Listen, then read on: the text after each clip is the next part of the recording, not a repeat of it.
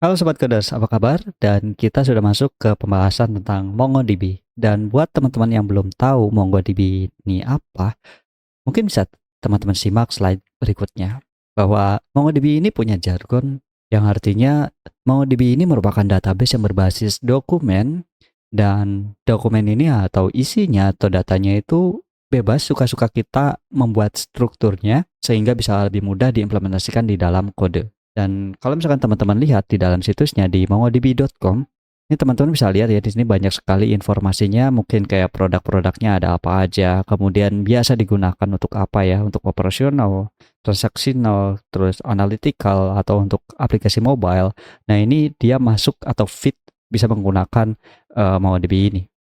Kemudian bisa teman-teman lihat juga ya, mungkin ini gambaran sedikit tentang isi dari database dari MongoDB ini mirip-mirip kayak JSON, dan kita akan bahas lebih lanjut lagi tentang ya secara teknisnya, dan banyak sekali customer yang sudah menggunakannya gitu. Dan bahkan penyedia server juga menyediakan si teknologi MongoDB ini atau NoSQL ini. Dan sebelum lebih jauh lagi membahas secara teknis MongoDB-nya, mungkin kita perlu tahu dulu gitu, kenapa sih kita harus menggunakan database atau kapan kita perlu menggunakan database. Jadi database ini bisa membantu kita di beberapa hal. Yang pertama, bisa menyimpan banyak data dan dikumpulkan secara efisien, karena memang namanya juga database ya, basis data. Jadi ini adalah tempat yang dikhususkan untuk menyimpan data gitu.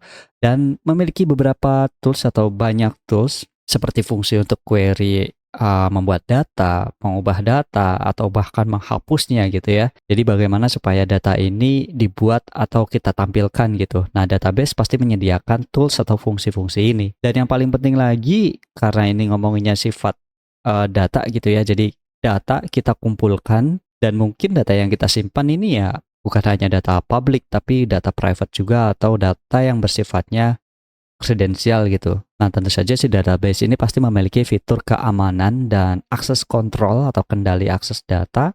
Semisal beberapa user hanya bisa untuk membuat data, atau user ini hanya bisa mengubah data yang sudah ada, atau bahkan user ini bisa atau mampu melakukan penghapusan data gitu, atau sampai kita ubah-ubah skemanya gitu, atau ya bisa dibilang kumpulan data, jenis datanya ingin seperti apa. Nah, ini kita bisa atur juga gitu hak aksesnya. Kemudian yang paling umum adalah, karena kita ngomongin soal tempat, jadi umumnya database ini memiliki performance atau mampu menampung banyak data dan mudah untuk kita scale up, atau ukurannya bisa kita perluas, atau bahkan kita bisa menggabungkan beberapa database atau dalam satu transaksi.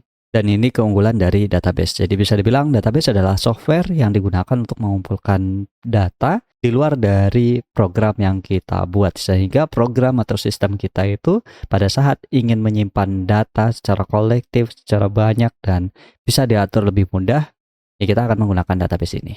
Dan kalau misalkan teman-teman bertanya, lalu MongoDB ini jenis database yang seperti apa? Kita akan lanjutkan di video selanjutnya.